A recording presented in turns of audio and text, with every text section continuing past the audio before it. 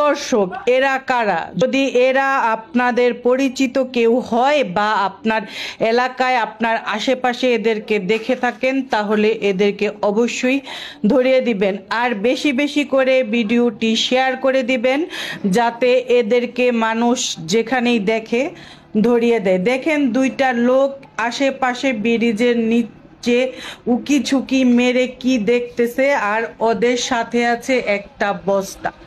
আর এই বস্তার মধ্যে কি আছে আপনারা আমার ভিডিওটি শেষ পর্যন্ত দেখেন।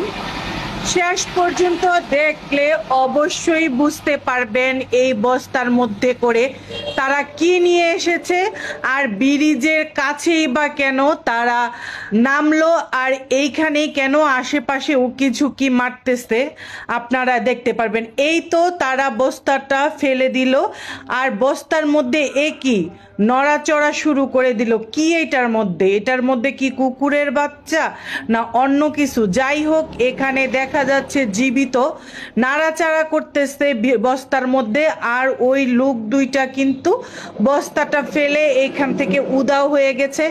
আপনারা খেয়াল করে দেখেন, এই লোক দুইটাকে যদি আশেপাশে কোথাও দেখে থাকেন তাহলে কিন্তু অবশ্যই তাদেরকে ধরিয়ে দিবেন আর এই ভিডিওটি বেশি বেশি করে শেয়ার করবেন। এদিকে একটা লোক আসলো, এসে বস্তাটা দেখে লোকটি ভয়ে দৌড়ে পালিয়ে গেল।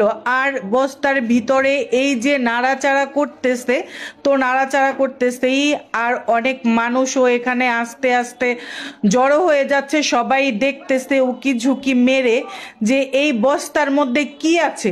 আসলে এই বস্তার মধ্যে কি আছে, কি এই বস্তার মধ্যে করে দুইটি লোক এখানে এনে ফেলে দিল।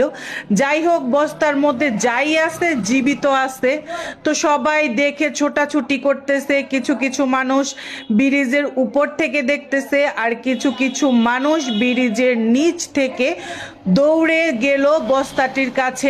আর এই বস্তাটি আসলে জনগণের খোলা উচিত হয়নি, পুলিশ খবর দিয়ে খোলা দরকার ছিল। তারপরও জনগণ সহ্য করতে না পেরে বস্তাটি খুলে ফেলে। এই কি বস্তার ভেতর থেকে একটা জীবিত একটা বাচ্চা বের হয়ে আসলো। হায় হায়, এই বাচ্চাটি কার এমন ক্ষতি করেছিল যে তাকে বস্তায় ভরে এই ব্রিজের নিচে ফালিয়ে দিয়ে গেল?